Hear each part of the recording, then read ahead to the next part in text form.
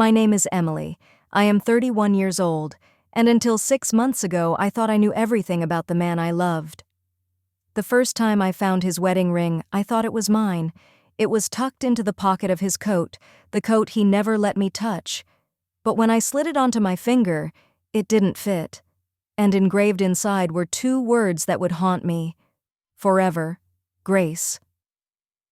We met 5 years ago at a bookstore. I remember the smell of freshly brewed coffee mingling with the faint scent of ink and old paper.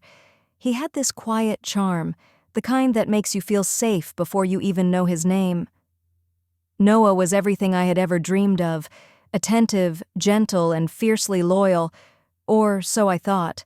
Life with Noah was perfect, at least on the surface. Saturday mornings were for farmers markets, Sunday nights for cooking dinner together in our tiny kitchen. He was the man who would kiss my forehead every night before bed and whisper, "You're my world." How could I not believe him? The ring wasn't the first red flag. Not really. It started with small things. The nights he worked late. The phone calls he'd step out to take. The distant look in his eyes when he thought I wasn't watching. I told myself it was nothing. Everyone has secrets, right? But the day I found the ring, my gut told me something was wrong. When I asked him about it, he laughed.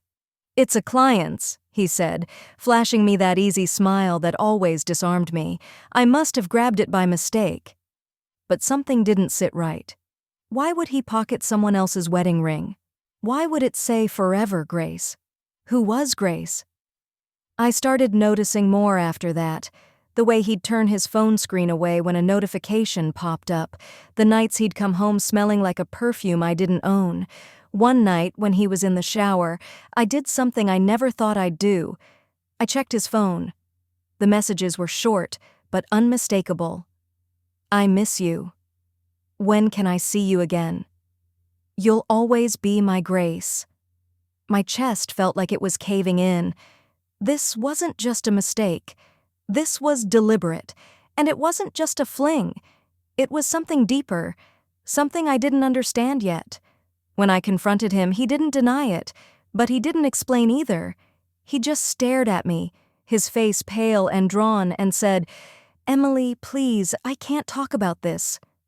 "Can't or won't?" I demanded, my voice shaking. He didn't answer. And that silence spoke louder than any confession.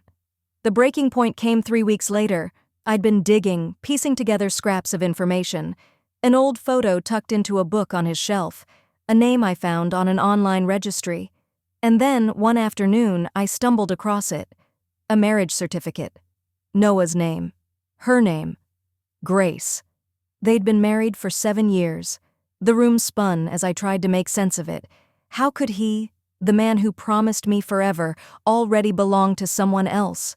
I wanted to scream, to shatter every piece of glass in the house, to make him feel the way I felt, broken beyond repair. When he came home that night, I was waiting for him. "Tell me the truth," I said, holding up the certificate. My hands were trembling. He sank into a chair, burying his face in his hands.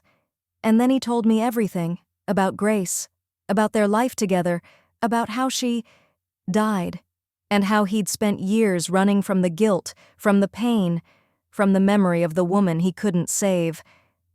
"I wasn't hiding her from you," he said, his voice barely a whisper. "I was hiding me, the me that failed her, the me that doesn't deserve you." I wanted to hate him. I wanted to walk out and never look back. But instead, I broke down and cried.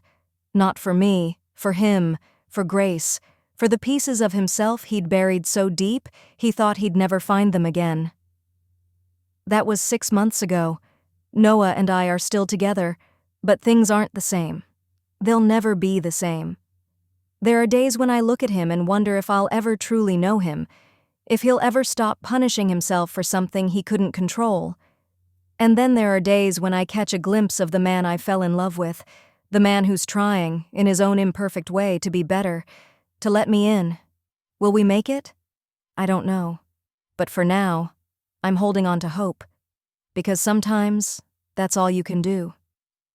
If this story touched you, if you've ever struggled to uncover the truths hidden in someone you love, please like, share, and subscribe.